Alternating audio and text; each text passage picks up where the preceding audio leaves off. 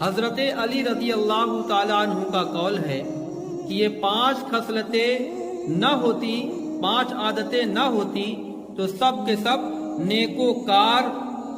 سب نیکوکار اور پارسا ہو جاتے، نیک بن جاتے۔ نمبر 1، اپنی جہالت اور بے علمی پر قناعت کر لینا اور حصول علم کے لیے تک اور دو سے بیٹھ رہنا، یعنی علم حاصل نہ کرنا۔ نمبر 2، دنیا اور متاع دنیا کی ہوس کے اور ملے اور بڑھے۔ نمبر 3، اپنی ذاتی خوبیوں سے دوسروں کو فائدہ پہنچانے میں انتہائی کنجوسی سے کام لینا۔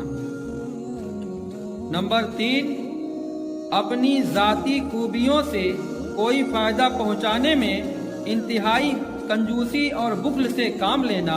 نمبر 4، اپنے عمل میں نمود و نمائش کو شامل کر لینا، یعنی دکھاوا کر لینا۔ نمبر 5، اپنی رائے اور تجربے کو دوسروں پر فوقیت دینا، جتانا کہ ہم بہت بڑے تجربے کار ہیں۔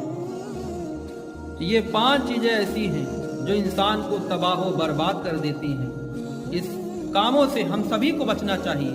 جس کا علم نہ ہو وہ علم سیکھنا چاہیے، جس کا تجربہ نہ ہو تجربے کاروں سے تجربہ لینا چاہیے۔